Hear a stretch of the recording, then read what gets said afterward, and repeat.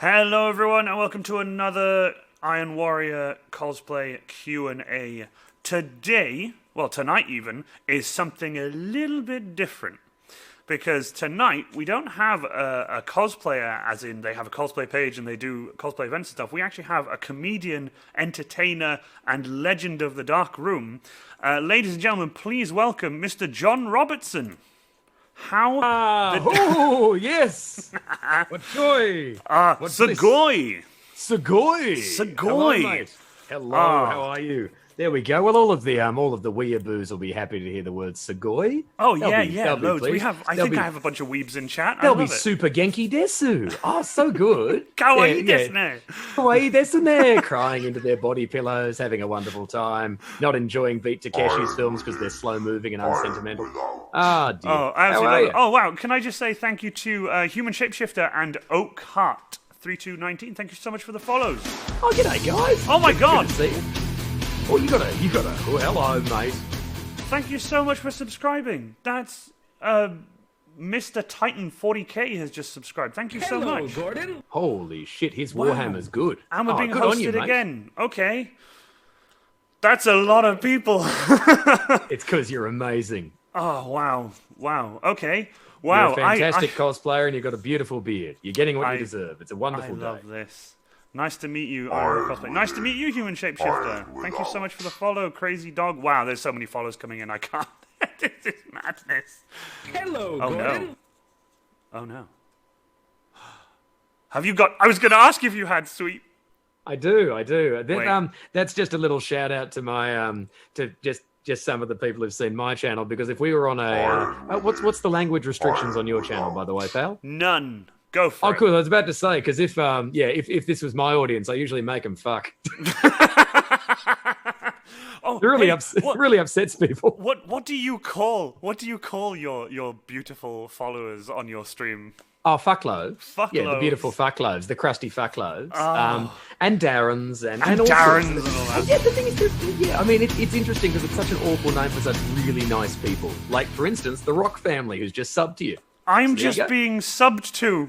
This is beyond. This is absolutely beyond. And I don't know how to react. I'm literally... Hey, there's Gordy I'm Glasgow, speechless. you beauty. Make them fuck. Try stopping the dirty little sots. Yeah, all right, I can do that if you want. If you want me to try stopping them, that's fine. Oh, God, I love this. No trouble, hold my up. chat is probably thinking, what the hell is going on? Well, ladies and gentlemen, this is John Robertson, creator of The Dark Room. No, guys, come on, no, stop it. Oh, hold it, hang on, I'll stop him. Hold up, here, stop, no! There you go. Is that the content that we're looking for? Is that? I didn't know that it squeaked. I didn't know your one squeaked. Well, it's sweet, mate. I mean, Yeah, how else would you know? Otherwise, but, it'd just be a dog. Because it was the hand puppet. I didn't. Because the original guy had a thing in his mouth that made the noises that he could squeak and stuff. But I didn't know where. That is. We haven't even gotten to the questions yet. No, we haven't. Oh, wow. Happy Iron Warrior noises. Yes, indeed. Happy Iron Warrior noises. Right. Ladies and gentlemen, this is John Robertson of The Dark Room. We will be getting to The Dark Room soon in regards to questions and stuff. Well, Sooty and Sweep have already gone, and they're having a great day. There is so much we have to talk about, and I love it. So let's get going. So, you sold out Insomnia Gaming Festival, the Birmingham NEC. You've sold out UK Games Expo with The Dark Room. You've been called a manic and quick-witted revelation by the Scotsman. That was there's a cute story. That's from the Scotsman over in Edinburgh. There's a cute story about that because that show that was a journalist showing up. A mate of mine was doing a show, and it just not his fault. But I want you to imagine, right? He'd spent a lot of grant money to make this show happen, and maybe some of that grant money went on a pile of cocaine, remarkably like it could reach the moon. Fortunately, his nose got in the way, so it was harmlessly dispersed through his entire nervous system, and maybe the show didn't go so good, right? He's a great fucking guy, and also to be fair, it wasn't him who did that; it was his housemate. But nevertheless, the show was just one night had a really bad night, and he got really dispirited. And he went, okay, I don't want to do the show anymore, but I got the venue. So I'm going to go and get all of my mates. And so we're just all guys from Perth, Western Australia. So we put on a show, that quote is from a review where a bloke has shown up expecting the other show, right? That show's not on, and instead he gets a bunch of guys from Perth, Western Australia, and the review is much worse than that sounds, because the review is this. It goes, went to see this show. Turns out it was cancelled. Instead, there was this showcase of comedians from Perth.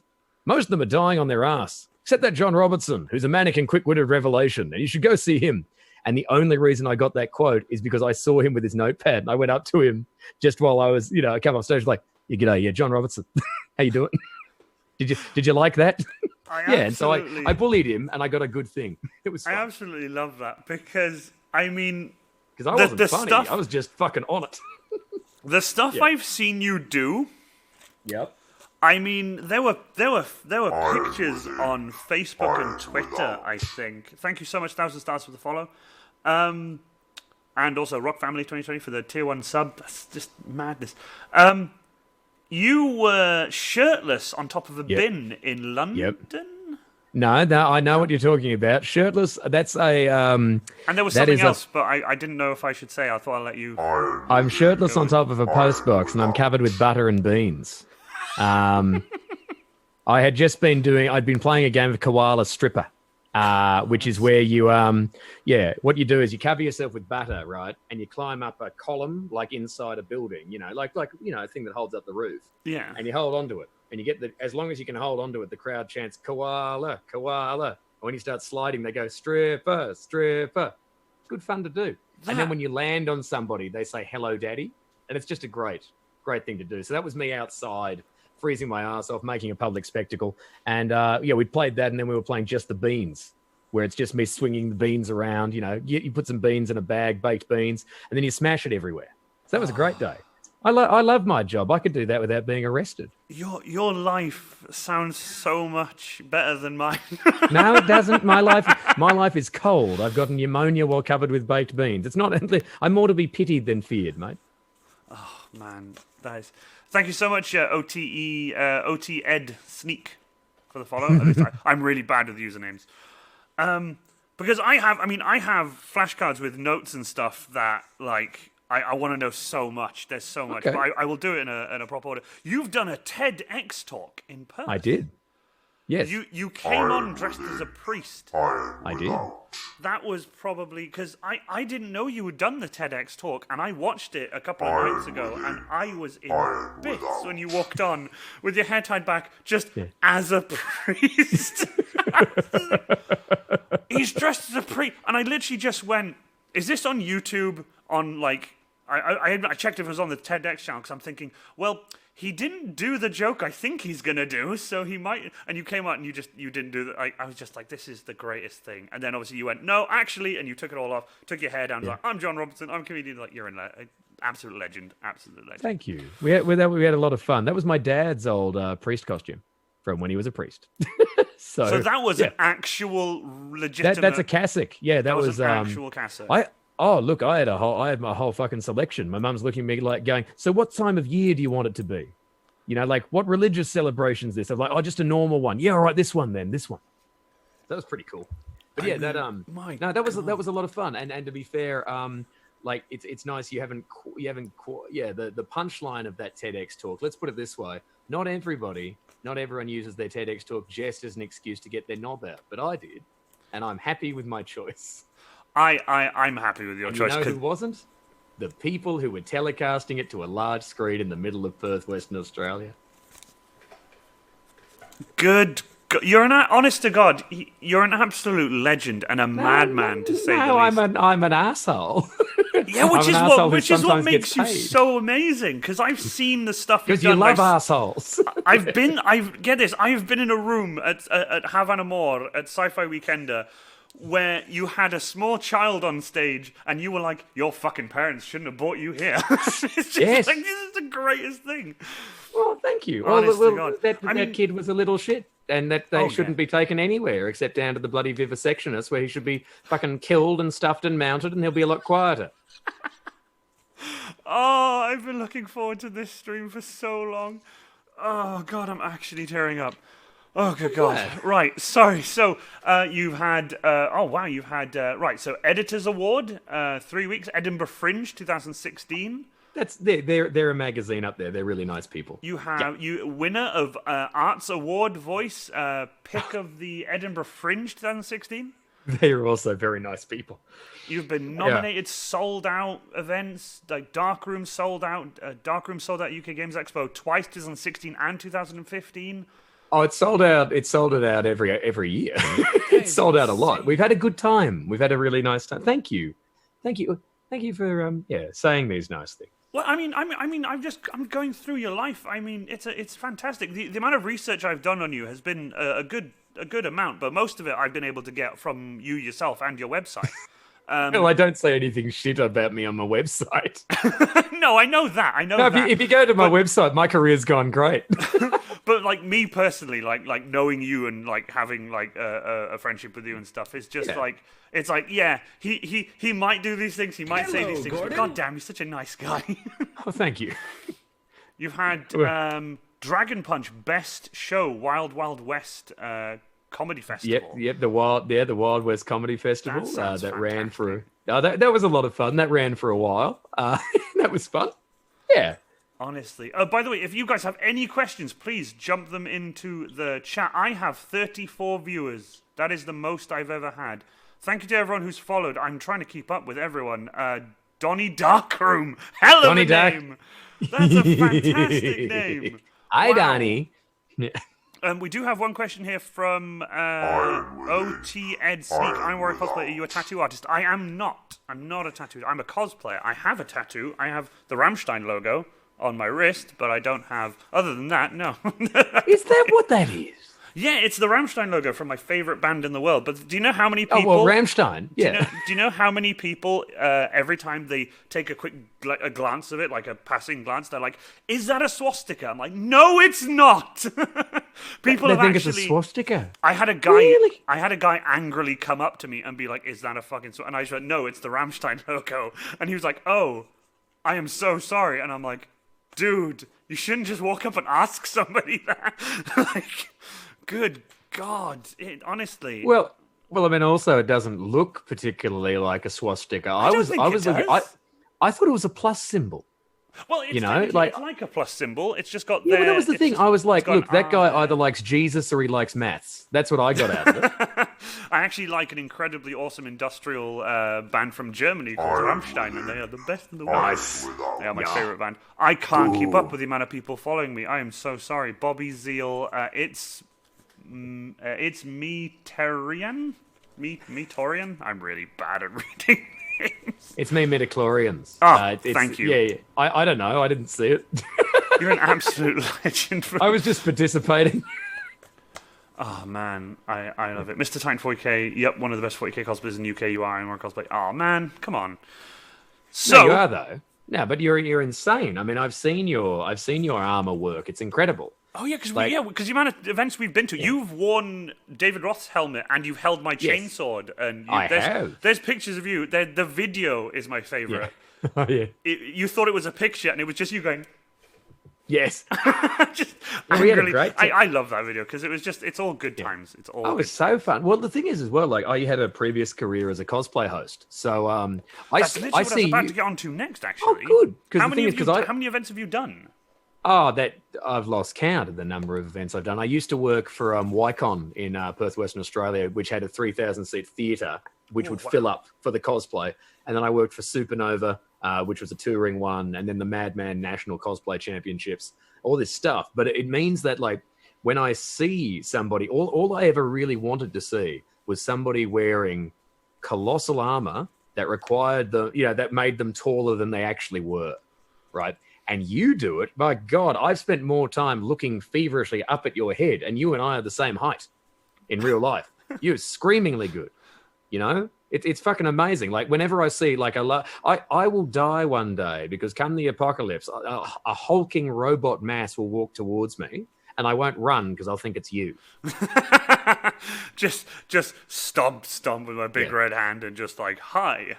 I love that. Yeah, hey, man. Hey. Oh, man, no, this one cut me with the chainsaw. What? I was going to tell you I really enjoyed your work. Is that Warbler? What have you made that from? Bang! And just, slices you in half. I can tell you, I wouldn't slice you in half. Yeah.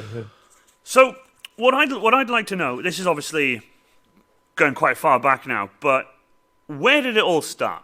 Like, what suddenly made you get up one day? I mean, obviously, you were born and raised in Australia, obviously. I was, yeah. What made you sort of get up one day and be like, I want to do comedy?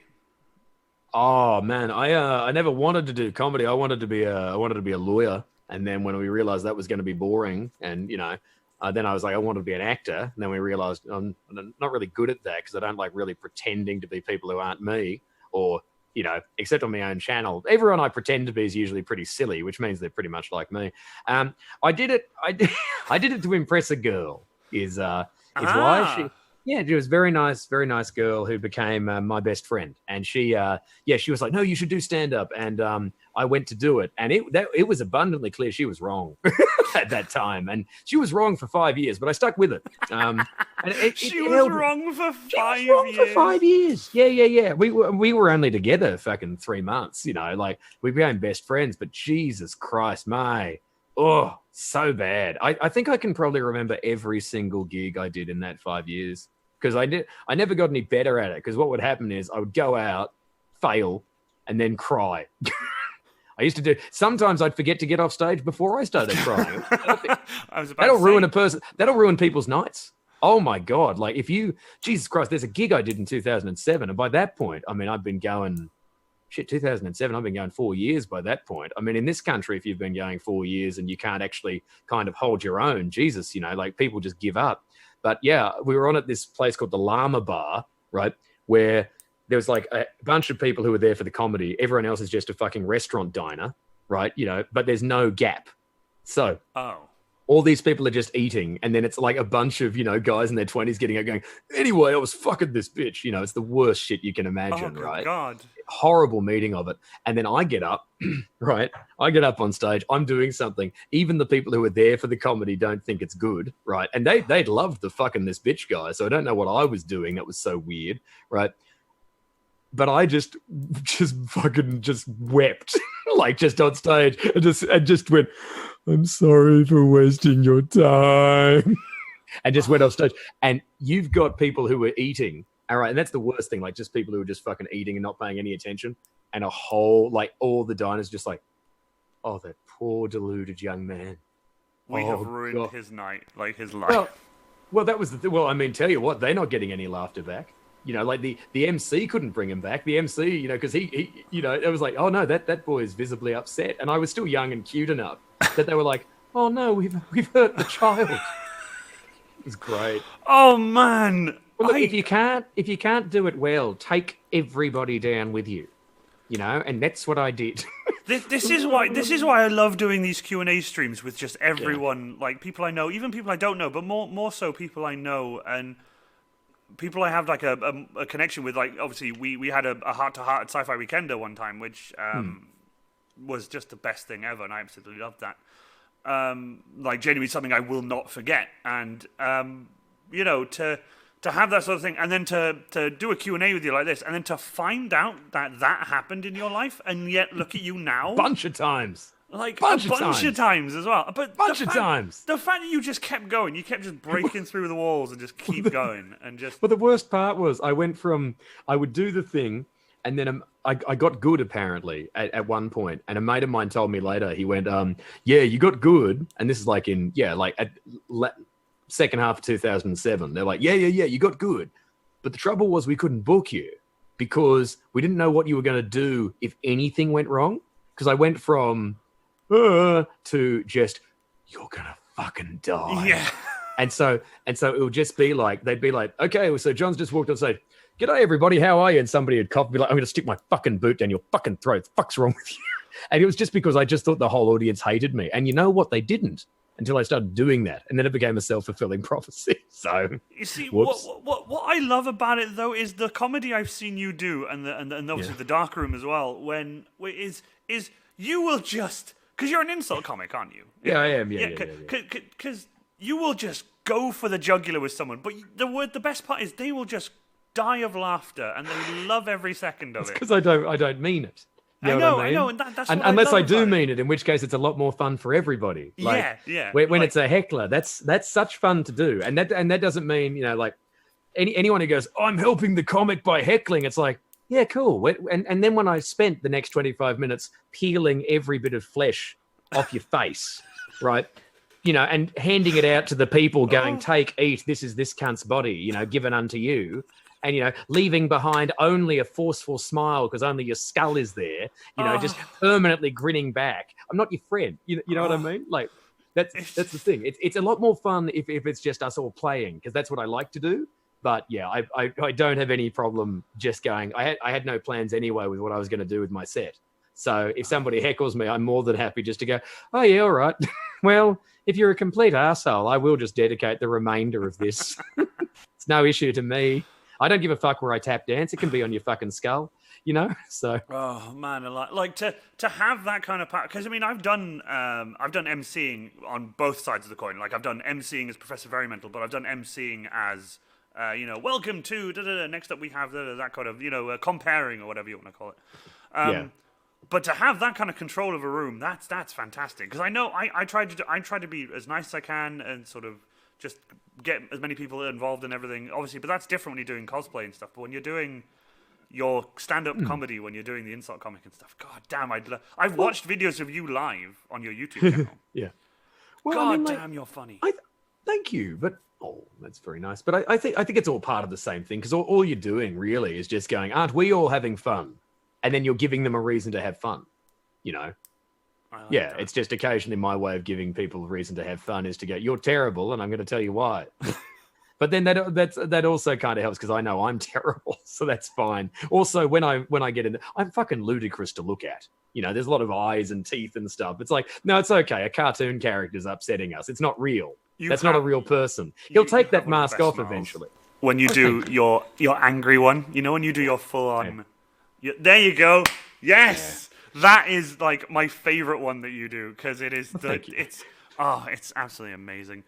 Thank you, we have questions from the chat. From the chat. My mod is in chat. I'm not going to lie. My friend Harry is soloing as a mod tonight. He's by himself. And this is the most people I've ever had on stream. So I really hope he's having a good time. I'm really sorry, Harry. I did not expect this. So we have QMS Squirrel said, I'm wearing a cosplay. Which 40k cosplay for Robertson? A Slaneshi priest, a flamboyant commissioner, or down under Eldar? I don't know. I'd say, I mean, he dressed up as a priest for TEDx, and I think Slaneshi priest would be quite good. I don't see him as an Eldar. I don't see you as an Eldar. Although a flamboyant commissioner, I can see you being. I think there'd be a good mix between a flamboyant commissioner and a Slaneshi priest. What would you think, Rob? Oh, look, man, I do not know. Okay, like I understood the words commissioner, I understood the word priest, and I knew where flamboyant had come from. I've been flamboyant my whole life, darling. But Warhammer 40k, it is not known to me, mate, because it requires skill and patience and intricacy, and I don't have those things. I got friends who paint the miniatures, and God bless them, I can't imagine how they find, the fine motor control or the hours in the day. He said, conscious of the fact he watched 4 hours of Parks and Rec last night. Nevertheless. I mean, I watched season 1 and 2 of Parks and Rec in a day. Parks and Rec's amazing. I love Parks and Rec. It's a great show, but at the end of it, all you've done is watch Parks and Rec. You didn't go and paint a beautiful model. Meanwhile, it's a commissar, is it? It's not a sorry, commissar. Oh, it says commissioner here. Oh, commissar. I did think it was commissar, but I did just read the question as it was. It's like a sort of Russian communist Warhammer 40k. Warhammer 40k, but the 40k goes to the state. Yeah, Red Army 40k. Fuck yeah. Everyone's just going, oh God, well, it'll all be the same model.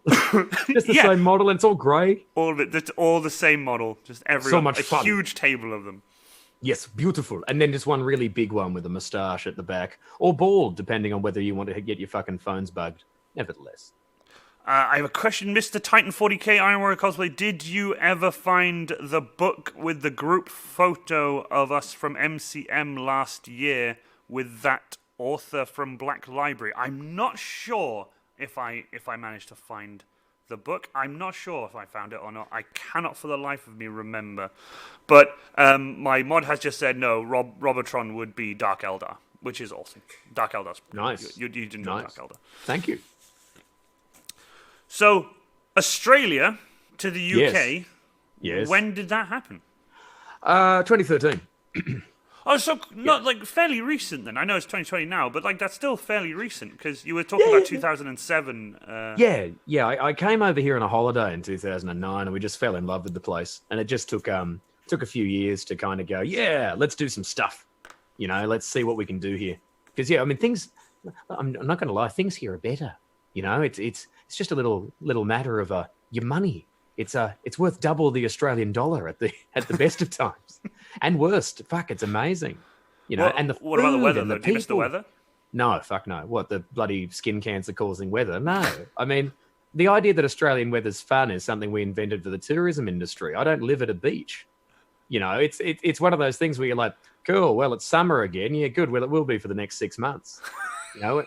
Like where I'm from, it's like either things are on fire or there's a thunderstorm, or the fire got caused by a thunderstorm. You know, it's like here's the difference. Okay, you know, when we had the heat wave over here in London, and the fucking heat wave, and it got up to 34 degrees, and you're like, oh, what do you know? No one's got air conditioning. The buildings aren't made for this. It really is stiflingly hot, right? And then I think about every summer when I lived up at my mum's, and it's like, right, John, it's the start of summer. Now I want you to pack a special pack just in case there's a bushfire and we have to evacuate.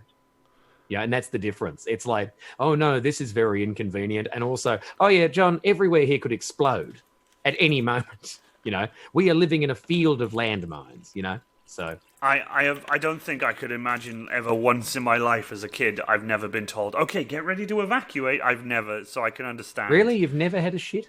Your parents never once just quietly go on, get set? They never toilet trained you? There was never a get ready to evacuate? No, there was that, but there wasn't a let's get ready to evacuate because of the bushfire. Do it now! Yeah. Well, I mean, aren't you're from Wales, aren't you? Yeah, I don't like the idea that there could be a bushfire in Wales. The whole place is meant to be damp and moody, and yeah. It's damp and green is what I like about it. It's damp and green with rolling hills and loads of sheep. Yeah, I couldn't get over. Look, mate, I could not get over how green the trees were here. Like, oh my god, big. You know, like I'd never seen an oak tree. You know, huge. No, it's incredible. Just like when, yeah, my god, yeah. In fact, I was in Wales. I was in Cardiff when I went climbing a tree, and I remember a bunch of German tourists who came to the base of the room. What are you doing? You know, why are you doing this? You know, it was great. You know, my god, you are a grown man in a bowler hat. Why? Yeah, it was a bit of a spectacle that day, which was fun. What the fuck? Hang on. Hey, what's all this? What's all this? Apparently people are saying, yeah, oh, all right, hold up. There are various people just there going, yes, go to Sci-Fi Weekender as sex dolphins. It's a good idea. It's a good idea. Do it. Abso-fucking-lutely. Yeah, yeah. I can see it. Oh, my God. Or dad. It's Divorced Aussie Dad. Yeah, Divorced Aussie Dad. These are characters from the Twitch channel. Yeah. Oh, God. Can I just say thank you to Cat Mad Woman, Divloy, I'm really bad at saying names, sorry, and also Puppy... Crabosaurus. Crabosaurus, yeah, Puppy Crabosaurus. Thank you, Crabosaurus. everyone, for the follows. This is like the most follows like I've had ever, and subscribers ever. This is 40 viewers, and I don't... Yay! A pod of sex dolphins. Now that sounds like an implement. You got a beautiful vibrating egg, and then you put all the sex dolphins in a pod. Yeah, in a pod. Yeah, why the fuck not? You just flatten it down. It's 1992. You throw your Tarzos at it. Brilliant. Brilliant fun. Human Shapeshifters made the sex dolphin noise. There we go. Bit of fun. Honestly, this is absolutely fantastic. The chat is going as quick as I've ever seen. I don't know how do you keep up? There's a question I haven't got written down. How do you keep up with your chat? I've been in your chat, and your chat is like, and I can't even fathom keeping up with. I keep it frantically. Like I look, it's just good. It's just good, you know. Like talking to the chat is what I like to do, so it just becomes the thing that I do. You know, it's the same way. Like if I'm if I'm performing in a pub somewhere, right? I'm keeping an eye on the entire crowd because I want to fuck with everybody. But also, like, you got to make certain, for instance, that big bloke over in the corner who's maybe looking a little bit irritable. You got to figure out whether or not he's being irritable or if he's just playing tough, or if he's going to be one of the guys who's going to be bored until you go and do something to him, or if he's going to be the guy that you don't want to do something. You know what I mean? So, like, reading all of the chat's not that hard. It's a lovely thing to do because none of them can punch me. Also, you just got yourself a present. Thank you so much for 100 bits, Bobby Zeal. Hey Wow, there, people, genuinely, it's Bobby Zeal. thank you so much. Holy crap. This is there's a really cool emote of you like this. That's just my face. That's three emojis, three Oh emotes. right, Yeah. okay. So, Yeah, yeah, that's it is. two It's arms, two arms, any and my flex head. Oh yeah, and trust me, Robertson. those are not my arms Oh at all. no. I've Get seen fucked, your get arms. fucked. It was plausible. Oh, you were complimenting me. I'm sorry. It's the old reflexes. My apologies. I've They're not seen your bad. arms. They're not bad. They got some charm. They're the only muscle that I work out that isn't in me pants. There we go. Oh, apparently Is the there's a prostate slow muscle? mode. Apparently there's a slow mode in the chat. So maybe my mod can go like mod thing and do the slow mode. Maybe that would help. If that helps you. Yeah, we had that for a while, and then one day we just took it off, and it just works better. It works better for me because I just don't like silence. So Fair. Well, you're lucky. You won't Which get you any, can tell us- you won't get any silence with me. I can assure you. But it's more with I want to make sure that I can thank everyone and keep up with everyone because I genuinely appreciate everything people do, especially people who've come over from your neck of the woods on Twitch. I just really genuinely appreciate it. Thank you to everyone. Oh, thank you. Well, thank you for inviting me. There's Puppy Crabosaurus. There's 500 bits for you. Puppy Crabosaurus with 500 bits. Genuinely, this is insane. You guys don't have to. Like, genuinely, you don't have to. Just enjoy. That's all I'm here for. Just enjoy. Just enjoy. They're showing you that they Genuinely enjoy it. don't have They're to. showing you, and you deserve it, my friend. You work Genuinely love hard. you guys. It's beautiful. Actually, I had a question for you, given that you're a Welsh person. You and I have both, at one point or another, been subject to the idea that people from our countries fuck sheep. Yes. And I'm intrigued as to the origin of that. I don't know. You don't know, yeah? Because yep, you go. I've had all my life. Doesn't matter where I go to. Doesn't matter where I visit. It's always sheep shagger. You're from Wales. Are you sheep shagger? Are you? I used to back in the day not. Look. Thanks. Sorry, I left alerts on. Sorry. I don't mind. That's fine. Look, check it out. But like when I was younger and I didn't have thick skin, it was kind of like, man, like screw you, go to whatever, and I'd be all upset about it. Now I'm just like, yeah, we fuck them, you eat them. So perfect, nice. We season you get your bread and butter. You're lapping up the last little bit of gravy on the plate, and those are my juices. You love it. We tenderize them. Yeah. And also, I told them like, why do I wear really big wellies? It's so you can pick up the sheep's legs, put them in the front of the welly so they can't run away. Why do you shag a sheep on the edge of a cliff so they push back? Hey brother, I'll have you know that you do that, but also, as it turns out, you fuck enough sheep, you get yourself a hype train going. There you go, pal. This is my first ever hype train. Here it is. The hype train is you have just had a bunch of cheers and subs, and that is this is a chance for your audience to earn limited emotes. This means that they've displayed enough enthusiasm and fun, right, for what you're doing, that there's now this thing, and if folks want to have some emotes that you can only get from the hype train, they can keep throwing bits at you. All aboard. This is awesome. Genuinely, You're killing like this is insane. Thank you. Genuinely, thank you everyone.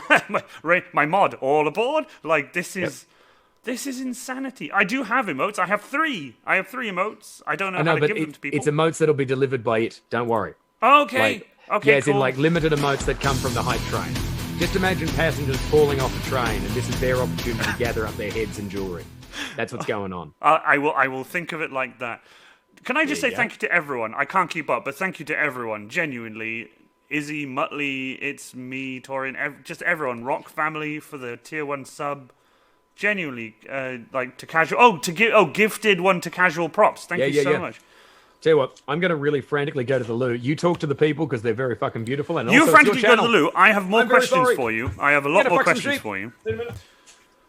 So now that Robertson is going for a frantic pee, can I just say thank you to everyone who has subscribed and thrown bits at me. This is absolutely insane. I've never in my life have I've not been on Twitch long. This is overwhelming. I genuinely don't know what to say. And if you ask Ranger Kid Cosplay, normally I'm not lost for words, but I am actually lost for words right now. This is absolutely fantastic. Wow, this is so great. I Warrior Cosplay. Worst cosplay you've ever seen? And the same question for Robotron. I will ask Robotron when he comes back. Worst cosplay I've ever seen?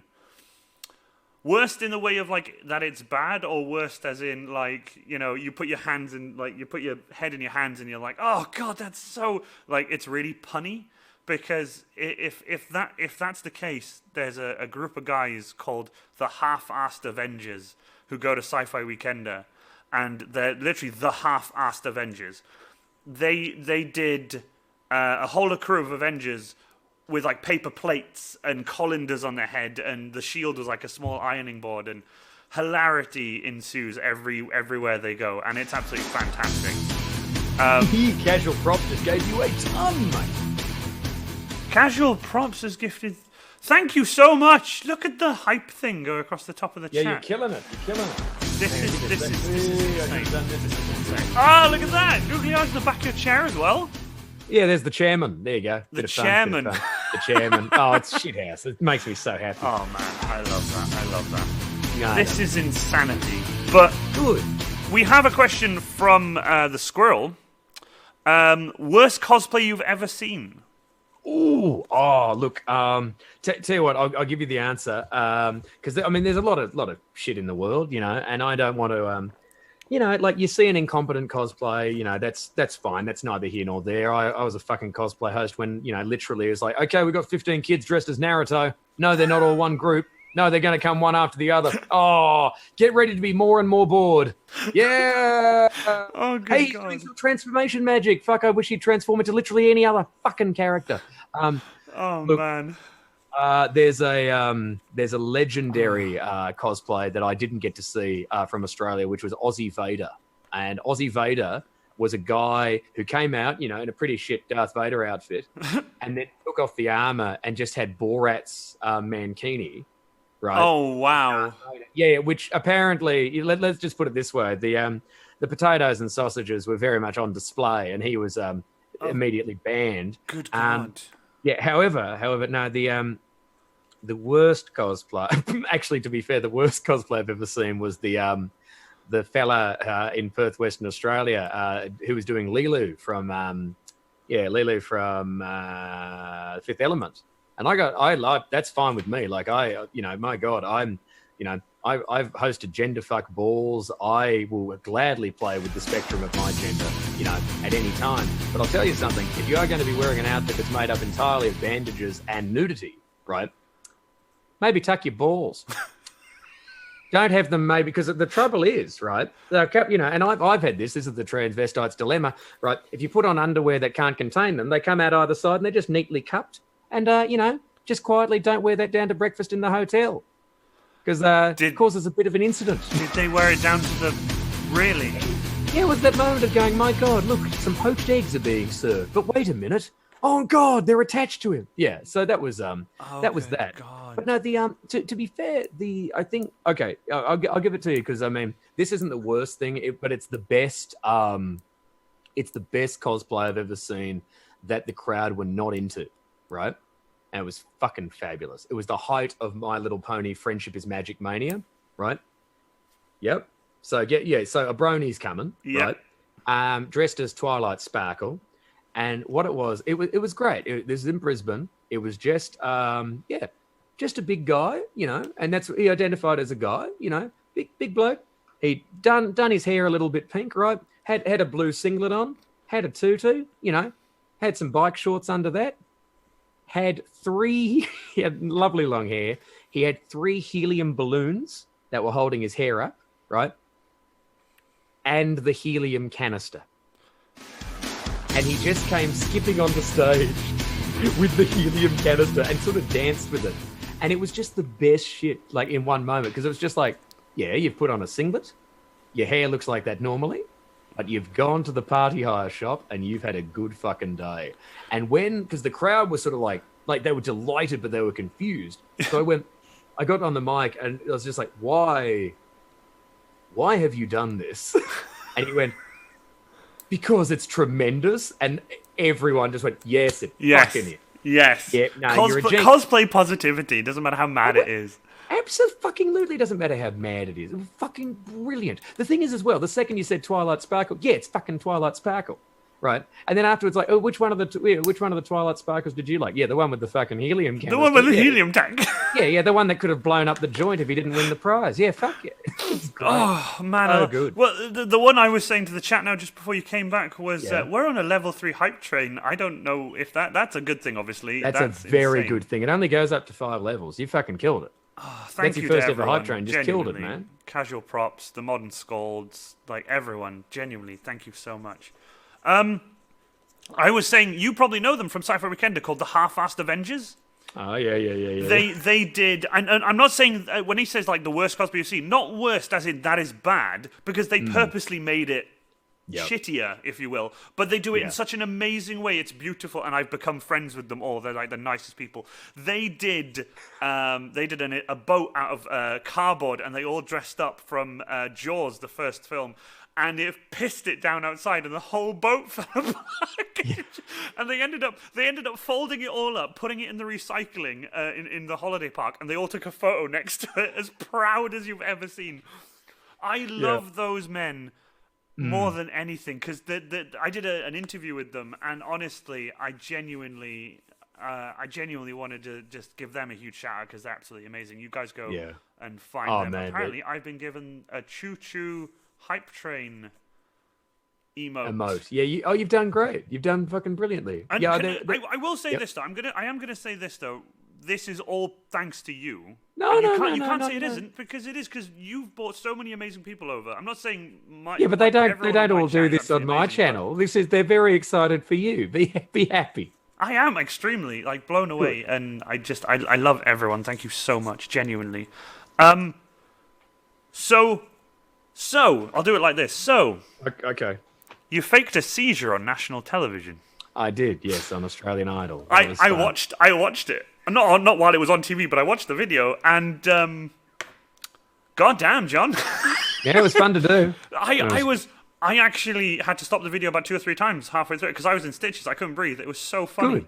I'm glad. Oh, 17-year-old me had some balls on him. You know, he Man, didn't. You did. At 17, I wouldn't have thought about doing something like that. Genuinely. It was I like attention, and I was a pretty bad stand-up, but I knew what I could do to make people look at me, and that was so much fun to do. Because that song that I'm singing at the start, that's called "God Help Me, I Was Only 19." It's a fucking Australian war anthem about our veterans from the Vietnam War. So it's a really heavy, sad song to be singing quite badly, and then suddenly go, "Everybody's head about your bird," and throw yourself on the ground and do some really, really vigorous but inept breakdancing while wearing. Did that give you a bunch of? Did that garner you a publicity and a following and stuff after that? Did that? People knew who I was. Good. That's what I like. That's what I love. That's how I met my wife. No way. Yeah. She was in hospital, and she turned on the TV. She fucking drugged up on painkillers, So she wasn't entirely certain she hadn't hallucinated this, but she turned on the TV, and saw this idiot just, flopping around and spasming, and went, I should meet that guy, and we did about 6 months later. So pretty good. That is the best. I love that she was just like, see that man having a seizure on television? I want to marry that man. No, she said I want to meet him. She figured that out later on. But yeah. Well, tell you what as well, because she greeted me by going, Australian Idol guy. That was nice. And then told me. It was really nice. And then the click, I love it. We have some questions as well. Sure. Snowdrop Hat Lady has said, question, have you got over the half-assed Avengers beating you at the cosplay build? No, I haven't. Neither is David Roth. We did a cosplay build-off, a half-assed cosplay build-off. And I've become really good friends with the guy now. We picked the tallest chap we could find because we went and wrapped him in black bin bags, made him put his arms above his head with a light there that actually plugged into mains power that lit up orange. And we had tiny Frodos and Bilbo Baggins like cut in cardboard and everything right at the base, and we made him Sauron the Tower with the light bulb and everything. But we lost to the half-assed Avengers. But it was the best time. We weren't really there to win. It was more to have fun, and it was amazing. But we did lose big time. We lost. The audience. What did they do? Lost. we lost big time. But I will never get over that. But I met the most amazing people ever, and that's what makes me like the happiest. This is probably a question for both of us. Are you going to be at Sci-Fi Weekender next year? I believe so, yeah. I know I will. I'm definitely going to make my way there. And so will Harry, my spotter, Ranger of Cree Cosplay. He's going to go to his first ever Sci-Fi Weekender. And when my friend Holly and Tony came with me, we sat in the main room, and it was just like, hey, we're going to watch The Dark Room now. And she was like, okay, because they'd already met you once. Like, I was like, this is John, this is The Dark Room. And it's like, brilliant. We chatted, and they were like, brilliant. Like, why is he hyping this guy up so much? When you came on and everything that happened, when we went back to the caravan, they were just like, you could not have bigged him up more. And then him go above what happened. Like, I was just like, he's amazing. He does this and this and this. And then more happened. And they were just like, he's insane. Like, yes, he is. Yes, he is. And he's the best. Thank you. Keep watching. I'm glad. We will get to the Dark Room, though. We will get to the Dark Room. So, Seizure on National Television. That was absolutely insane. You're a published author. Yes. My friend. Yes, I am. How many books? One. One book so far. And that is? The Little Town of Marraville, published by Puffin Books. Which you read at Sci-Fi Weekender. You did a little piece where you actually... I did a reading for the kids. Yeah, it was a lot of fun. And, that was one of the most enjoyable things I've ever done. I got to walk into a room. Ace from Doctor Who, when we came in, sort of went, oh, we got to wrap up. And it was like, not only am I meeting Ace from Doctor Who, but she's also stopping. So that was really nice, so that we can go on. So she was really so cool. So sweet. But it was one of those things. It's like, I got a photo with Ace from Doctor Who, and then some people stuck around to listen to my book, and then I got to sign some copies. It was a great day. It was a big day for Johnny. Big day for Johnny. It was, honestly, when you came out that you were going to be making a book, I was just like, that is just, I want it to be everything he wants it to be, and it seemed like you are happy with it. You seem like you're incredibly I'm delighted. Happy. Like I couldn't praise Puffin Books' creative process more. It was a lot of fun. I got to write the kids' book that I wanted. So Snow Dry Pet Lady says more than kids were in there. To be fair, there's a ton of adults, but yeah, I was just pretending that the book for children had. had met its audience, which it did, but yeah, it was so much fun. I don't know, I wanted to write a kid's book that dealt with a whole bunch of issues in a really non-preachy way, and that was funny and hyper violent, and I got to hand it to them. That's what you need. That's what you need is hyper violence, but with a message. Well, that was the thing. Somebody said that the other day. Actually, it was really nice. They went, "Yeah, we really like that. These it's always in your book, all the bad guys get brutally taken apart." And it's like, "Oh yeah. No, nothing ends up happening to the good people. Like the thing is, the good people get injured and are a bit sad, and the bad people have like their eyes gouged out and stuff. I absolutely love that. Genuinely. Cosmic justice. We have a bunch of questions from Let's chat. do it, man. We have a bunch of questions from chat. If you were to build John a Darkroom cosplay, how would you do it? Also, John, Coca-Cola? Question mark? Yeah. The shop, the Pepsi Max. I'm not paying £2.50 for a fucking bottle of Pepsi Max. So no, I got myself some Coca-Cola today. Because you are a Pepsi Max man, aren't you? Am I ever? Oh my God. If I was to build John a Darkroom costume, well, I'd probably still stick with his black, American... the gridiron armor, yeah. I would definitely stick with that, but I would 100% add... I would add like the mounting system for your control, like you've done before, but I would add it on like a pintle mount so you could move it to wherever you wanted. I'd probably do a 12-volt battery pack on your back that you can turn on and have a ton more LEDs, but also a mount for your torch. Nice. That would just permanently light up your face on That'd a separate be cool. 12-volt. That would be kind of cool. And then just a bunch of Darren stickers and you die all over it and a bunch of that. And maybe a holster for a bottle of Pepsi Max. So, sweet. Oh my God! This is like the full anime version of me. This is like a what do they call them? The bazooka in Japan. Oh, the biker gang. The biker gang. Hell yeah! I would do it. And obviously, I like the one iteration you had you had a ton of actual metal spikes sticking out of it. Still there. Still there? They're still Awesome. there. Oh, well, they fuck people up. You still wear a corset, don't you? I hope you do. Yeah, I do, yeah. I love that you do. Oh, fuck yeah, I love because doing I didn't see it when you were on stage, but you came off, and when we went to do, like, buying T-shirts and waited in line and everything, and I was like, he's wearing a corset. That's the coolest That's right, thing. yeah, the big... Thanks, the black corset. I like that because it's nice and intimidating and ambiguous as well. Yeah, I It's get good what you to mean do. with the whole intimidation thing, because you can imagine, like, a guy broken up and be like, he's wearing a corset. It's like... Yeah, well, that's the... Yeah, it's good because it's not, like, it's... well, one, I just really like how corsets look. I think they're very beautiful. I like that it's it's a touch of femininity. But I also like that, like, if I wear a corset... No, I mean, nothing will make your upper body pop out more than a thing designed to squeeze your upper body up. I'm like a bloody bit of toothpaste coming out the tube. It's great, Oh, I genuinely, I remember meeting you for the first time at my first sci-fi weekender, and I was so nervous until I walked up to you and you weren't dark room you, and you were like, "G'day, how you doing?" And I was just like, "Oh."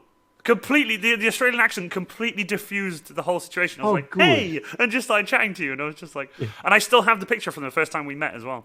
Yeah, I still have that picture. Well, I'm glad. I'm so glad it wasn't worse. Oh God, no! It was fantastic. I loved every bit of the dark room, and every year it would be like, "Is the dark room here?" It's like, he's here every year. And I'm like, I know, but I had to make sure because before I actually got to know you properly, it was always, "Is the dark room guy here?" It's like, yes, the dark room guy's here. It's like, brilliant! I can't wait to see the dark room guy.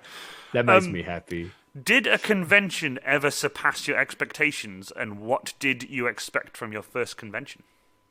Every convention I've ever been to, with the exception of one, has exceeded my expectations. I love conventions. I've been going to them since I was 15, and they just like that whole just the convention life pleases me, intensely. And like if it's like a 5-day hotel convention and everyone gets to know each other and everyone sort of starts talking the same, I find that stuff fascinating. The big events, like just your huge Comic Cons, like if you're doing a stage show, that's so much fun. Like the gaming convention, all of this stuff. It's this beautiful, hyper, enthusiastic place to be. Right, they're all fucking great. The every single time I've done Insomnia, that exceeds my expectations. Like the first time we did it, I was like, "Oh fuck, no one will come," and then 500 people rocked up. And they all paid.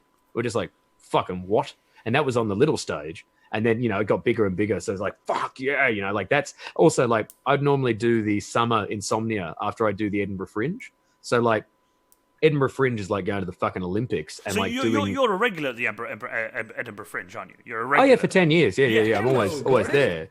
Yeah, we sold that out too. We sold that out last year. It took 10 years, and I finally sold out a whole run. Like literally, you couldn't get a fucking ticket. So good. That's so fantastic. It was so nice. But like you work your fucking ass off, right? And then like I will take the last 2 days of Edinburgh Fringe off to go to Insomnia Gaming Festival.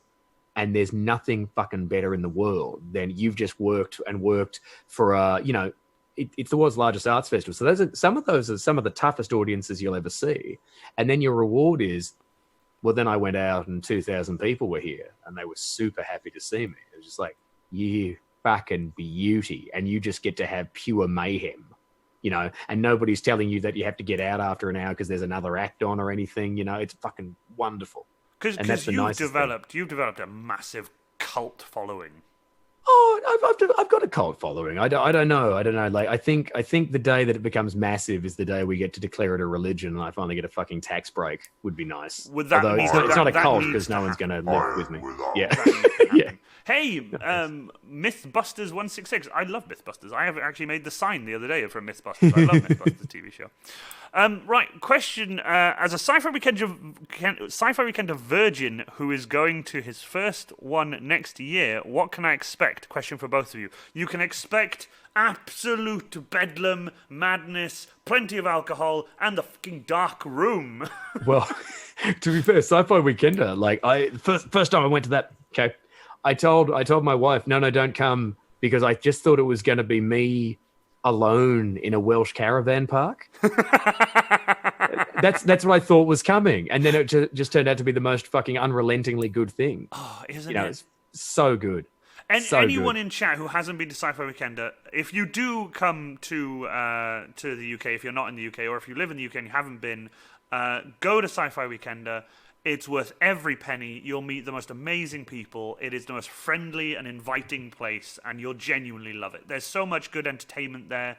There's like the pop-up puppet cinema. There's really good comedy acts. There's really good musical acts. There's the cosplay side of things. It's just it's one big happy family, and that's what I love about it. And when you get to meet people like John, it just makes the whole event for you. Like, because you go see acts and stuff, and like you think, there you go, they're the act, and you don't really get to interact with them. But then when you came off stage, you were just walking around after with a drink in your hand, just chatting to people, and it's just like you don't see that. People are like, oh no, I'm going to go to the green room or back to my caravan. I'm not going to interact with people. Then you just come off and you did your thing. You sold your t-shirts. We chatted.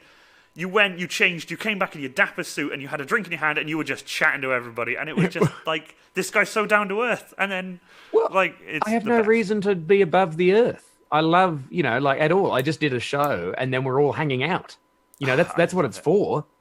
Oh God, I've met people who are genuinely fucking famous and have a need to leave. Because if they appear in a public space, they'll get fucking mobbed. Oh yeah, no. I've seen that. There are those people. Yeah. Oh my God! But then let's put it this way: what's your job? I go around the UK doing comedy at sci-fi events. Yeah, I reckon you can hang out in the pub, mate. I reckon you'll be fine. I reckon it's okay. You do get a good group of people around you, though. I've seen you've been busy to the point where I've been like, nah, it's okay. He's too busy. I'll catch up with him soon. I'm not busy. I'm just hanging out. I know. It's just like but shit like that's okay. Sorry, I'm just gonna say shit like that's super cool because it's like this, right? Like imagine going to a bar. You don't know anybody. Okay. For me, like with your cosplay, right? People can come up to you and go, holy fuck, that's amazing. You already got a conversation, right? I like going and doing a show. Because once you've done a show, everyone goes, oh, that guy did a show. That's the guy who did the show. And then maybe people talk to you, or they avoid you if they hated it, or they really want to tell you, Have you had that? Occasionally. Really? Occasionally. But I don't see that. I don't see your show being that. Oh no, it's very funny. It's very funny when that happens because usually it's somebody who didn't understand what you were saying. Like, because it's kind of like it's that thing where you look at them and you're like, you're pissed. And so am I. And I would have been talking real fast. What did I say? No, I didn't say that. I said this. Oh, yeah. Okay. Thank God. Like, crisis averted. That happened. Oh, that's a lovely thing. Yeah, that's a lot of fun. Dear. Yeah. Thank you, Nemesis Paradox, for the host, and also Darn It Dibble for the follow. Darn it Dibble. Yeah. We have a question from Puppy Crabosaurus. I think I got that right. Ask John when his autobiography is coming out. Well, Puppy Crabosaurus knows full well that John hasn't accomplished anything yet. And when eventually, maybe. No, you're being very silly. No, I don't. I have no. Also, do you know what? Since we have so many of your chat in here, let me just find that important question I had. Can you name all the board games behind you? That would be great. Motherfucker, that happened this afternoon. I'm joking. I'm completely joking. It's blank. It's just a blank. You fuck. Motherfucker. Yeah, look, they're all. It's 10 million copies of Pandemic, and rising every day. I get another copy of Pandemic every day. I've stopped reporting the numbers. Yeah, etc. Because I was told just before the stream, we were chatting just before the stream, and you said I asked John, if there's any questions he'd like to avoid, and one of them was, don't ask me to name the board games behind me because we've just done it. And I'm like, we just done it. It's really funny because it happens like once every few months. It's very nice. It's usually it's normally new people. Yeah. Nemesis Paradox says, no way somebody asked that again today. Yeah. Look at that. Yeah. It's very fun. What we have to do is we'll have to get a list of all of them, and you'll have to put it in your about section as what are the games behind me, so people can just go and read it instead of. Well, it's the thing that we have occasionally, which is really fun because it's like you'll be doing something and you're clearly doing something, right? And then you get somebody who comes in the chat and goes, "Hey, that's Settlers of Catan. Do you play Settlers of Catan?" And it's that Mona going, "Cool, yeah. We're just doing well." This was a really long discussion about S&M that I was having with the chat, mate. But yeah, abso-fucking-lutely Catan. Settlers of Catan. Yeah, man. Which is why out of nowhere, which is why out of nowhere we now have a command in our chat, which is just change of subject. I saw that, and I was like, that's actually quite good. I'm like, I have to integrate. Well, sometimes, it's great because it comes in for a bunch of reasons. It comes in for cool. Now we're doing something else, right? It also comes in for you've just walked into a party, tried to forcibly change the subject for no reason. Like that was one of the first things I did on Twitch was just start just for fun, just impersonating people who did that because. Like on my chat, I like it when people are like, they talk to each other. It's beautiful, right? And, they talk to me. It's great. But then you have somebody who just logs in and goes, what's that on the shelf? Right. So it's just somebody walking into a party, just kind of going, Settlers of Catan. You're like, yeah, cool. Say hello. Greet the people in the party. Hello, my name is da-da-da-da. I really like Settlers of Catan. Does anyone want to discuss exactly. Because I'll be over in the corner talking about it. Well, yeah, exactly that kind of thing. And then you get the attention, the guys who seek attention. But all they really want you to do is read out what they've said, right? And I stopped doing that because it essentially just becomes everybody just going, I just jerked off on a piece of shit. Like, yeah, I bet you did. Well done. Yeah, amazing. You've announced that to the room. Oh, you're everybody's hero. Well done. Oh God! That's honestly, I don't know how, because right now my face hurts and it's the best feeling ever, and I don't know how you can do it because you do so much on your Twitch stream. Actually, my mod will probably link all your social media. I have a bunch of your social media. They've been nice enough to. They've done that. It's good. Fair play. Harry's been spamming them like crazy, which is awesome. Yeah. But if you haven't already, go to John's Twitch and just follow him and just wait for when he goes live, which is every day. It's like you go so often. You go live so often. Thank you. Yeah, thank you. We do twice a day most days. We've got the chill stream at 12 o'clock, and then whatever show we're doing at night. And there's a whole bunch of different stuff. Like tomorrow's crap movie night, where we'll riff on some old ads and stuff. It's fun to do. You did a stream with. I'm drawing a blank because I normally do notes and stuff, but this has just popped into my head. Okay. He does the reviews of really shitty toys on a sofa. Ashens. I love Ashens. You did a stream with Ashens, and you watched a video that we got told to what we watched the safety video of like on the Shake Hands with Danger campus, and then we got told like, and then watch this video, and we were like, this is what the heck? It had nothing to do with us. Because all the machinery they were using, we don't have. All the stuff they were doing, we don't do. And it was just insane. And it was like, shake hands with danger. Shake hands with danger, yeah. Honestly, it was so fun. I was like, I know that's why this they call one. me Three-Finger Joe. Oh, yeah. Three-Finger Joe. And that's how you became Three-Finger Joe. And it's like, God damn. So good. So good.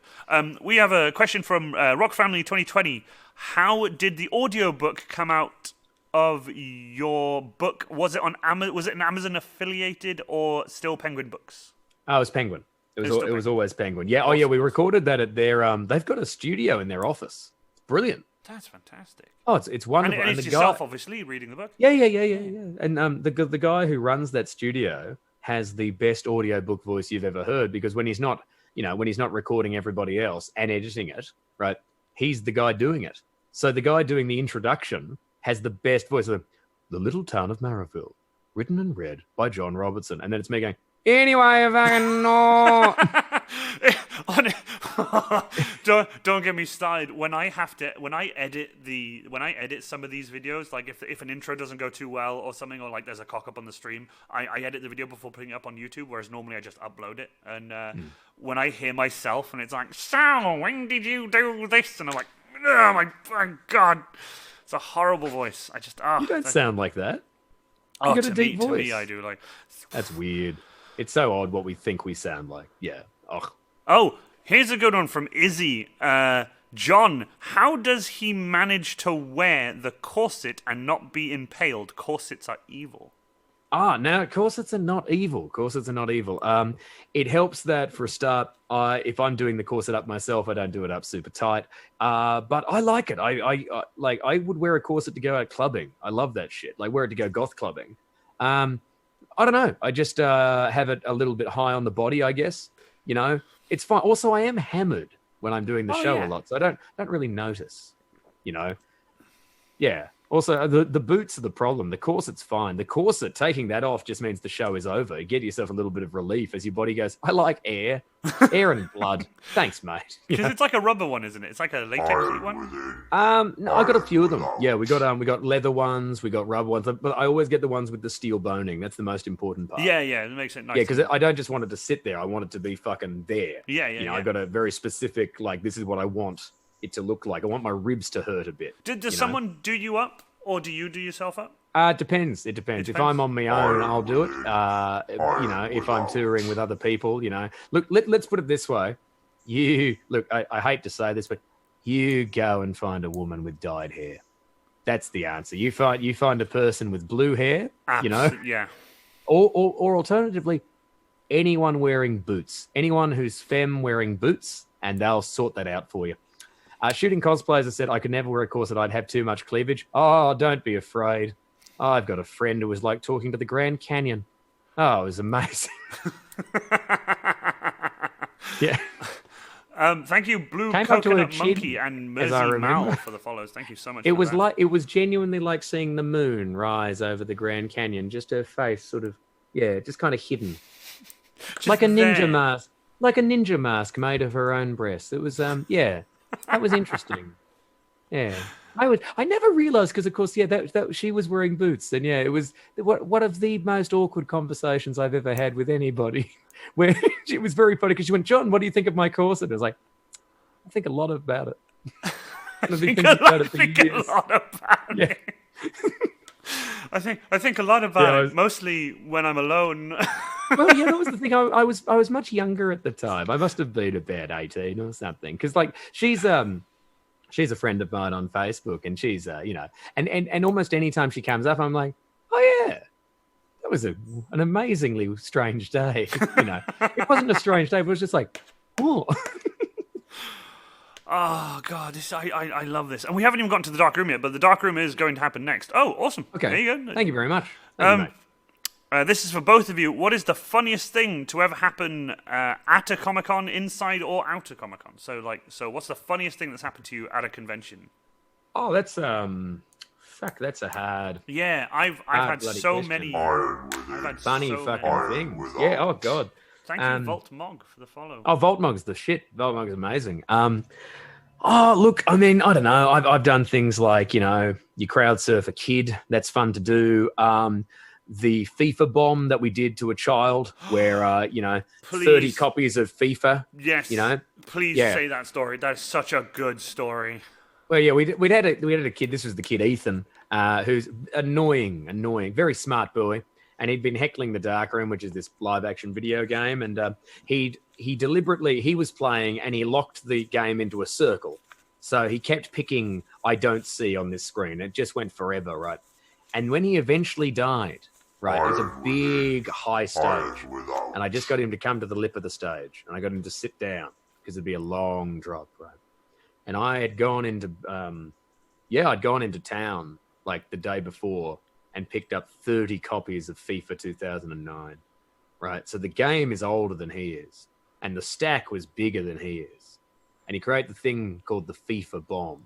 And the FIFA bomb is just getting all of those secondhand copies that you can get for 10p at any bloody CEX of FIFA 09 or FIFA 10, FIFA 2000, and then you just drop them on a kid. And it's not like rain.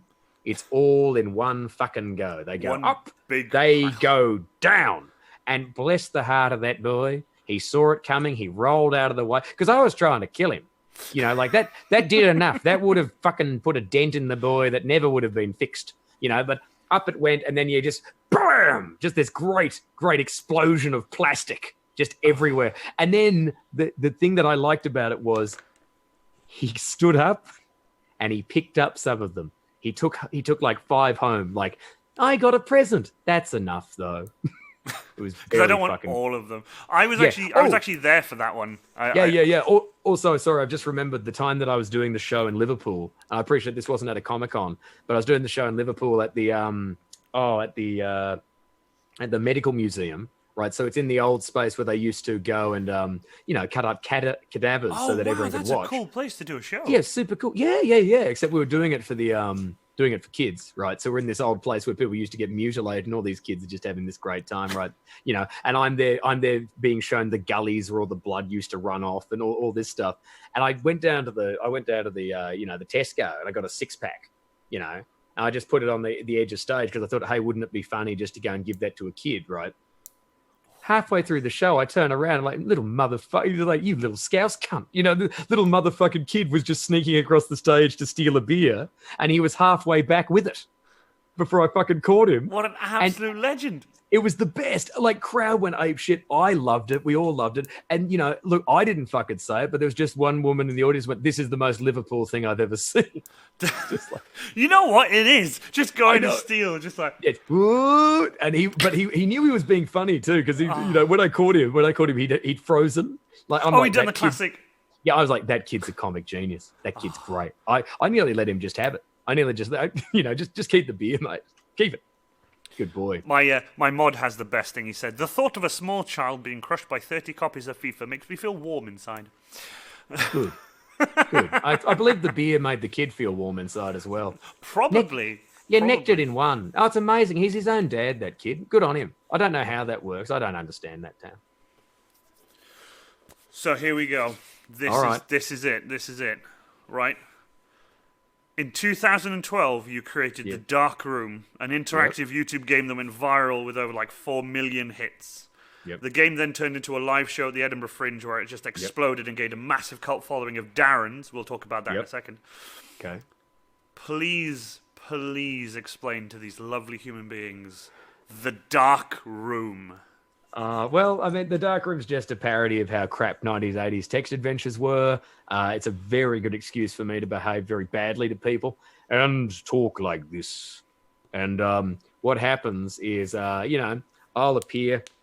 In fact, you know what? I'm going to do something. Here we go. Give us half of a... Yeah, here you go. Yeah, oh my God, loading anxiety. Yes. Oh, man. Hang on, is that making any noise? We are about to play a game that is super easy, like your mom.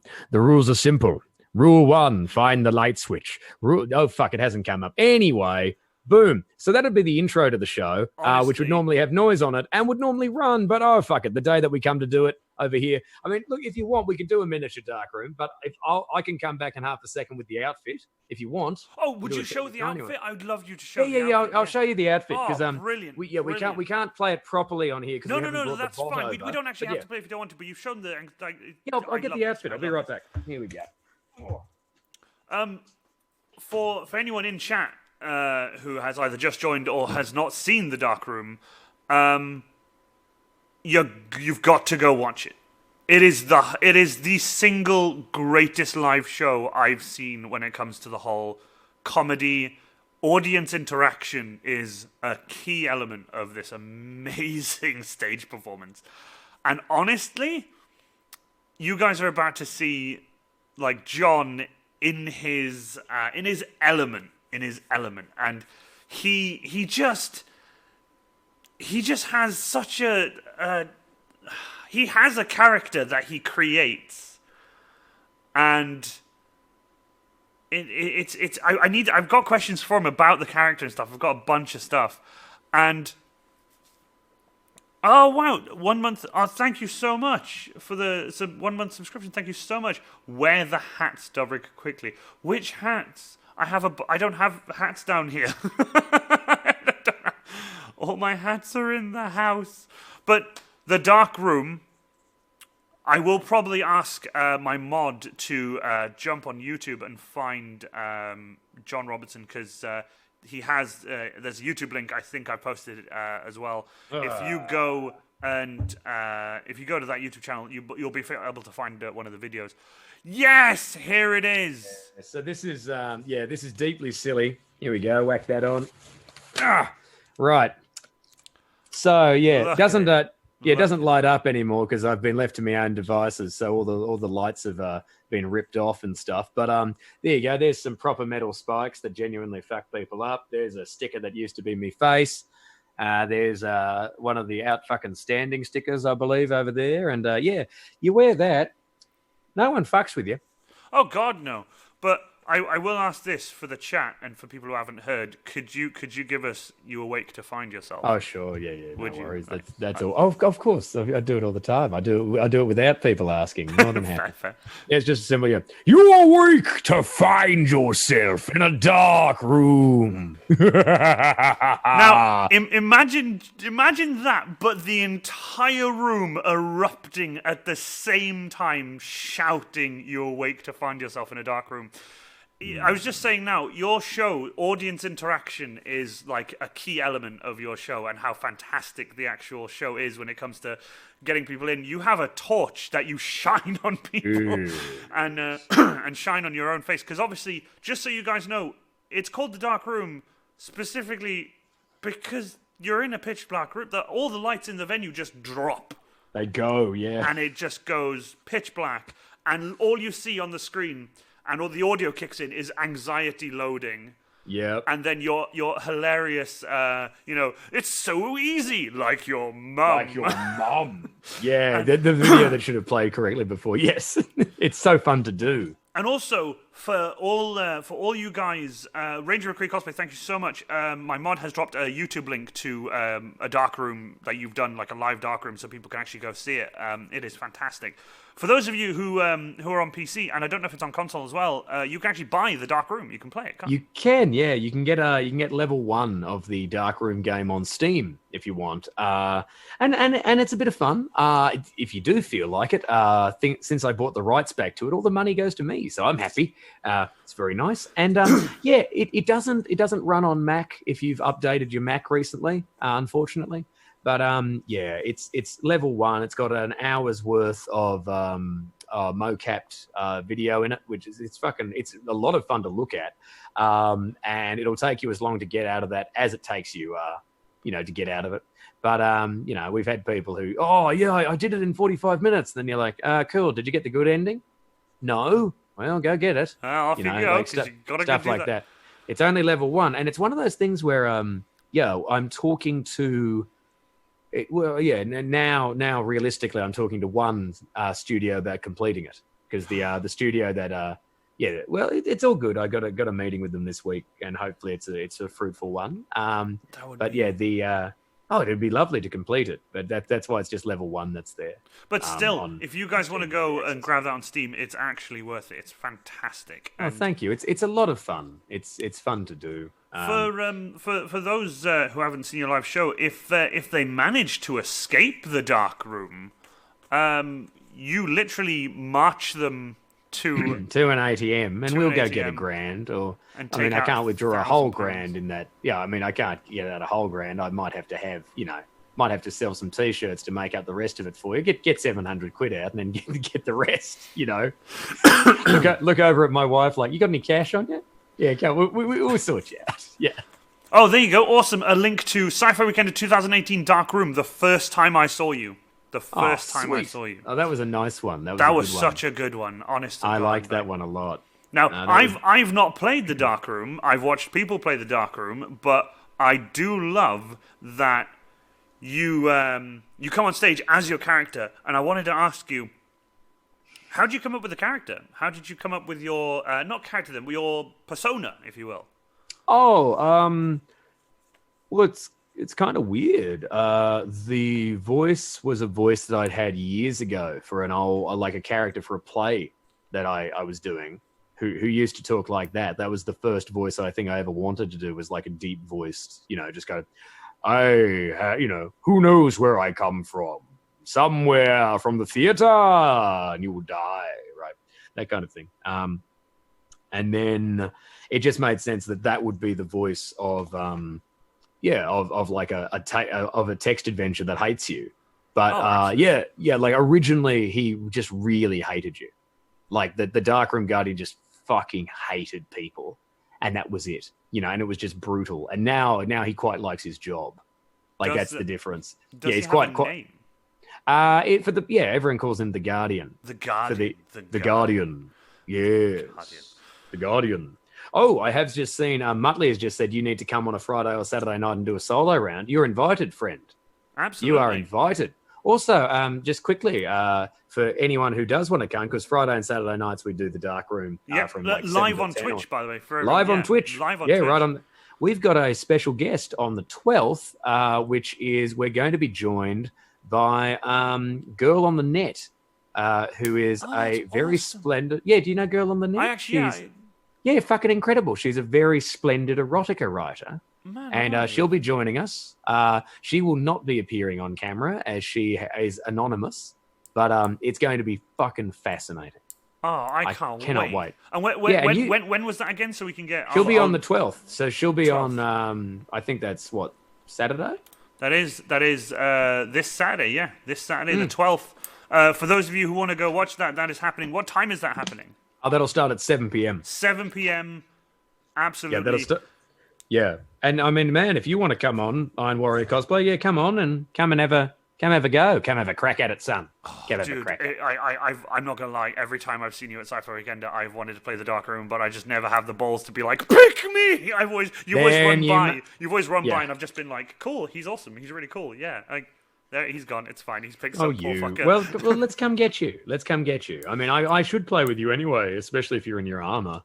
You know, like live. That would be amazing. I would actually do that. I mean, we should send you out to kill somebody. That's what we should do. Like, just, oh, shit, here we go. Man. No, so, really? All right, well, let's figure it out. Where did the idea for the Dark Room come from? Like, the actual, like, the idea... I know you wanted a text-based adventure game, but, like, the whole thing, like, find light. Like, you find the light switch. You can't find the light switch. You're in a dark room. Like, where did that whole... that came out of... That was my first line of thinking about it, was because I just had, like, a little stand-up bit I was working on, which was that. And then I went and I did... I was doing the show Dragon Punch that we talked about. Yeah. I was doing that at YCon in Perth in the big 3,000-seater. And look, there's nothing quite like Western Australian weeaboos for pure feral. They're the best. They are. They're hyped up on bloody Ramonet and Pocky. And, they're going to glomp the shit out of you, and they're great. Fucking incredible. But they were, they're having a really nice time heckling the show. And I just thought, fuck it, I'm going to start doing this bit about shit video games. And they just started playing the game like it existed. Like people are just shouting out, I find the light switch. How will you find the light switch? And we just started doing it. And that's it. And and it was just really beautiful. It was it's what happens when you don't realize you've accidentally made a game. And then people go, people who are really into fun go, oh fuck yeah. Let's do something. It's such a fun game because like the first time I ever saw it was Czech Pockets. Yep. Or Czech Pockets. Yeah, Czech Republic. Czech Republic. Made in the Czech Republic. Yes, it's so lovely. Oh, it's just thanks, there's man. So many good, really quick. Thank you. I like doing that stuff. It's so silly. So we have got a question about the Dark Room. Yes. John, who are the two people who completed the Dark Room? They are two comedians. They are the comedian Brendan Burns, who's my favourite, and Stuart Goldsmith, who is a lovely, lovely friend as well. Stuart has his own channel on Twitch, Stu Goldsmith, fucking very talented, very funny man. Brendan saw the show something like 11 times in a row, and Stu, as it turns out, sat next to him. So, Brendan played and won, and then the next day Stu won because he'd been sitting next door and taking notes. So, pretty good. No, it was fucking great. Like, really nice. When you do win, is there a cool... And I don't want you to tell us, like in detail, but is there, like, a win screen? Is there, like, you've escaped the dark... Is there, like, a big... Like, if you do win, is there, like, a... There wasn't back in the day. And, there is now. There are 4 endings. That's the thing. That's what I like. Is that there's multiple endings now, No. There were multiple endings then. Oh, was there? Oh, it wasn't just the one ending back then. Oh my God, no. Poor old bloody Brendan. Jesus, gets to the final screen, picked the wrong one. Got the sad ending. Oh man. Great day. Great day for everybody. So you got a sad ending, happy ending. As I recall, I seem to recall in that build of the thing, it had, what was it? Yeah, good ending, better ending, best ending. Don't pick this one. Which is the And I sad think, ending, I guess. yeah, I think he picked that one. Yeah. So, did you make this, like the software? Do you run it yourself? Like, because I know you I run it did- off an Xbox controller mounted Yep. on you. Yeah, no, I didn't make the software. No, the software, the original software for the live show was made by my mate John Hayward over in Perth with his mate Jetta, and the one that we use for the Twitch shows is by our mate JHLWS. That's fantastic. I love that you've got like a cool team of people who make the Dark Room and. Oh, people are super lovely. Like all I do is the mapping. Like Yeah. I make the game, and like you just. Let's put it this way: it's good to have friends who are smarter than you. They can do the thing. Believe you me, I know that very well. I know that very well. Yeah. Also, Sorry, you go. Because you use the Xbox controller. You connect an Xbox controller to your computer and you pick the options. But what I want to know is you've picked options. You've been looking at somebody in the face with a torch in your eyes. They've picked an option and you knew exactly where it was on the Xbox. I know it's only 4 buttons, but with an Xbox controller that turns and twists and everything, you knew exactly where the answer was, and you looked at the screen, you were like, done, and it was there, and it was just like, they're color coded. So I know, but the thing is, they were color coded, but you were shining a light in your eyes. Yeah, some of them you can just do because like the fingers have learnt where it is. Yeah. So, which is a lovely. Oh yeah, exactly. I mean, if I'd applied the amount of time I've spent doing Darker into playing guitar, I would be shit at guitar. Oh man, like. I absolutely love that. I absolutely love that. But I do apologize. I know we have gone over time, but no, it's all good, man. It's all good. Yeah, just got to. There was one or two more things I wanted to ask you. Man. Yeah. When it does go wrong, because it's the second Sci-Fi Weekender. When it does go wrong, you use that to such an advantage. You don't. It's not a disadvantage to you when it goes wrong. It's like it's better if it goes wrong. Better for you. Yeah. Because you handled it so well when it just crashed and it just came back to your desktop and the whole room just erupted in like cheer and. Well, thank fuck. People are great. I had a super duper stressful one where I still don't know what the problem was, but every option took 15 seconds to change. Oh, damn. So instead of it changing instantly. Yeah. So like, but that's like literally for fucking everything. So 90% of the show became me going, fuck. And then afterwards, because like that was a corporate show, they'd paid good money for that. Damn, this was a lovely games company. They went, yeah, we liked that. We thought that was the show. They just thought it was part of the gimmick. They're like, hey, get it, he's shit. Like, yeah, it doesn't work right. So I was like, oh, thank fuck. Lucky me. What system do you run Their on? expectations were low, so that was so, yeah. Do you run it on a Windows machine or a Mac? It's a Windows machine. It only runs in Windows. But yeah, oh my God. Fucking hell, yeah. When it goes, it bloody goes. And that's why at Insomnia last year, we yeeted the laptop. The laptop went on a journey to the concrete. My poor bean-covered laptop hurled. Yeah, and it did shatter. And you know what? Still works. You're kidding. No, it still works. Cost 30 quid. Just get the plastic put back on. Fine. Yep, still works about as well as it ever did. That's insane. I take it you've got multiple backups of the Dark Room just in case. Well, I didn't that day. No. God. Oh, God. Can you imagine? Oh, yes. I love it. Voltmog just said all the time you wrote over your own map. Yeah, just before we're about to do the show. Yep, on Twitch, when I accidentally deleted the entirety of the map before we started. That was good. Oh, good God. Or the time I showed up in Liverpool, there's a different show up there, and the software didn't load at all. That was fucking amazing. Like, I've done the show on hard mode where you don't have the software, and it's just you in a dark room yelling at people and then giving them options verbally. Oh, wow. Oh, but then obviously you know all the options. You've done it. Not all of them. I know maybe about 100 of them. There's 700 in that map. Oh, so, wow. Yeah, so I'm like, it just ends up with me being like, you die for some fucking reason. Look, I don't know. What do you want? Jesus. Oh, man. Look, you want me to open the laptop again? You can hear the whirring sound. The hamster's dead, mate. Oh, good God. We have Muttley said he could be a level boss in costume at a live show for Sci-Fi Weekender. I wouldn't mind. It's entirely up to John. That'd be cool. Weekender. That'd be a lot of fun. Oh my God, that'd be great fun. That would be insane. Oh man. Did you ask a question by Muttley about the Christmas present? I'm not sure. Apparently there was a question about a Christmas present. If you could find that question for me and throw it up again, that'd be great. You've both spoken about weeb stuff, so what is your favourite manga? Our favourite manga? Oh, Battle Angel Alita. Death Note for me. I like Death Note. I like the anime, and I also like the movies, the live action ones.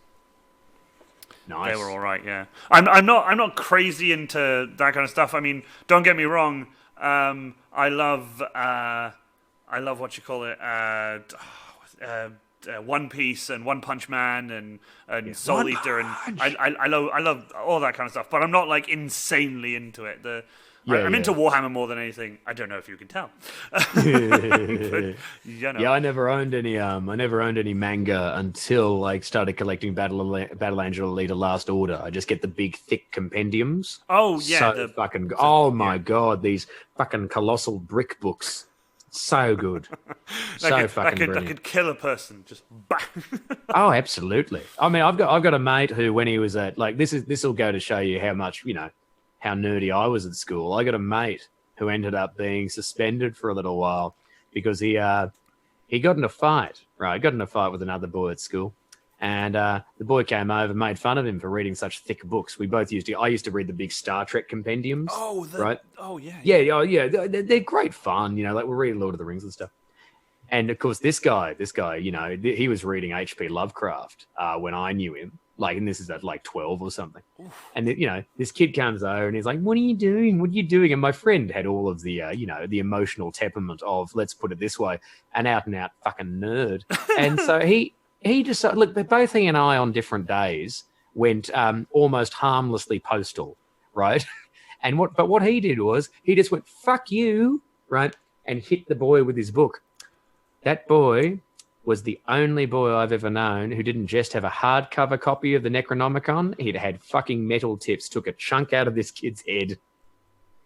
You can't literally try to fucking decapitate the boy. It was great, though. Just boom. That kid had a dent in his forehead. I just love for the rest of it. It looks like Gorbachev. I love that he used the Necronomicon. Yeah, just there you go. Great old ones. Cthulhu. Bam. Yeah. Hell of a thing. The question from Muttley was, John, how many of the Saturday Christmas presents will you end up on the table of wonders next year? Oh, we get asked that question a lot. There's a lot of them that I really like because people send me stuff, and on Saturdays we open it. I don't think most of it's going to end up on the table of wonders because we use it all in the show, And I'm not going to give away the bloody Blu-ray of Star Trek Next Generation. I love that. And I'm not going to give away my Babylon 5 DVDs because I love that. And I've got all these cult movies and I got the Max. People are just super duper kind. I don't think there's anything I'm going to get rid of, except maybe some of the candies that I ate on stream yesterday that I didn't finish. I think some of them are fucking going. Yeah. I swear, if I go there and I'm sat down, I'm like, "Oh, it's the dark room." Me and Harry will be there. I'm like, "It's the dark room. This is going to be amazing." And then all of a sudden it's like, "So the prizes we have are this flamboyant potato and this random cosplay t-shirt that I found." And I'm just like, "That's mine." You son of a bitch. Yeah. By the way, for everyone in chat who doesn't know, a flamboyant potato is a pineapple, and it is a staple. You've got your own Facebook group called... There's like a Darren Facebook, which is all pineapple related. Yes. Everyone in your shows, if this lovely man will come up to you with a torch and a microphone and ask you what your name is, if you answer with anything but the name Darren, you'll be berated. And rightly done. Your name is Darren. I don't care who you are Darren. And I love it. All of you are Darrens. All of you. But what I really like is the ones you did where you would change it and you'd be like, "Oh, you're Northern Darren," or "You're Nerdy Darren." There was one guy with a really deep voice, like his natural voice was deep. You asked him if it was real, and he was like, "Yeah, no, it's actually my voice. It was really deep." And you went, "Sexy Darren." Yes. Oh yeah. Well, I love doing that. All the cool stuff. I absolutely love it. Thanks, man. That stuff's the nicest thing to do. That's the sign that you're playing properly if you do Darren's stuff Flamboyant Potato Appreciation Society, who are great people. They do and charity work. They also raise money. Yes, they do. Absolutely. Yeah, they raised a ton of money for Mind, roughly this time last year. Oh, I remember the big check on stage. Oh, they're great. Yeah, awesome. And they do. They're really beautiful people. Yeah, absolutely awesome. So I want to say genuinely, from the bottom of my heart, thank you so much for coming on. Thank you. Thank you, my friend. I genuinely, I know it was out of the blue, and I sort of asked you like midstream, like, "Do you want to come on, man? Do you want to come on?" No, it's fine. It's lovely. It's like, lovely. Yeah. But honestly, Hot Rod Welder's just jumped on. Hot Rod Welder, I'm not even going to begin to explain to you what you've just jumped into, but it's been the best time, and I absolutely love it. Thank you to everybody for the hype train, the donations, the follow, the bits, everything, the subscriptions, the giving of subscriptions. I genuinely thank you so much to everyone. This is the most people I've had. Harry confirmed it was 50 at one point, which is the most I've ever had. Excellent. And I genuinely want to thank you, John Robertson. Thank you so much. You're like such an amazing human being. No, thank you. You're a beautiful man. Thank you, man. I genuinely appreciate that. And to everyone who has not yet clicked on all of this man's links, my mod will throw them up in chat one more time. He has a Discord channel, which unfortunately I haven't linked. I couldn't get the link to your Discord channel, sadly. It wouldn't let me copy that's okay. I'll get permanent link. But if you can throw that up into the chat, that would be great. Oh, no worries, man. That's really nice of you. Thank you. Thank you so much for the follows. RRC Dokoru. RRC Dokoro. Elainin 2015 and Realer Art. I'm really bad. Yay! Look there you go. at There's emotes, the Discord. Emotes, if anyone love it. Emotes in the chat. Beauty. Iron within. Oh man, oh, there you go. There's Robertson Discord link. Also, if you click on Robertson's name, it'll take you straight to his Twitch. Give him a follow. Watch the streams. They are the funniest things. Thank you. Also, when you do your Star Trek episode 2, I think we're on now. Yep. I think it's episode 2 we're on now. When you do those, I crease every time. Well, hang on. Well, we can do that now. Give us a sec if you want. Oh, yeah, that's not difficult. We are going to be treated. We are going to be treated. No, well, it's not. No, don't build it up. It is shit. Oh, it's amazing. It's the best. I love it. Hang on. Are you able to? Are you seeing? Yeah, there it is. Yep. Dun, dun, dun, dun, dun, dun, dun, dun, dun, dun, dun, dun, dun, dun. Star Trek: The Next Generation, starring John Robertson as everyone. Episode 2. That guy is either into Warhammer cosplay or inhaling solvents. Good Lord! Do you see the bearded man? I do see the bearded man. I am the bearded man. No, number one, not to... No, fuck, wrong one. Not today. Not today. The bearded man is that man down there. Look at that fine collection of spray paint. Let's check and see if his nose is blue on the inside. No. He doesn't like huffing paint, does he? No, he likes something much worse and much more expensive. The worst and most crippling addiction of all. Warhammer. Dun, dun, dun, dun, dun, dun, dun, dun. There you go.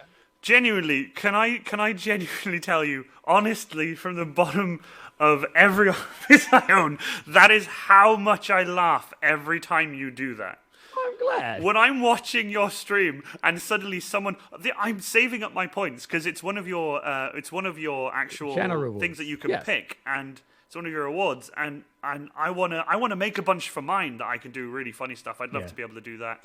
But the ones that you've done, you did a really quick one. You did a really short one. You were episode 2. Yeah. It's this one, and you went bugger, and it just ended straight away. And I was just like, I couldn't breathe. I love it. I laugh so hard every time you do anything. Usually, because I just find you as one of the funniest human beings. Oh, you're very nice. Thank you, my friend. I love stand-up comedy, but I genuinely love your stuff more. Not just The Dark Room. I've watched your stand-up comedy as like John Robertson doing comedy, and it's just. Thank you very much. Absolutely fantastic. And from me, genuinely, and from everyone in chat, I want to say a huge thank you for coming on. And I really hope that one time, hopefully next year, when COVID is gone and the dark room is back, we'll have to like do something together. And I really would appreciate that. That'd be great. Let's do some good shit. Let's have some fun. I love it. Thank you again to everyone, and again, thank you to John Robertson. And I really hope you all enjoyed, and I genuinely won't be getting this smile off my face for some time. So, thank you everyone, and we'll see you all again soon. Bye for now. My friend. See ya. Hey.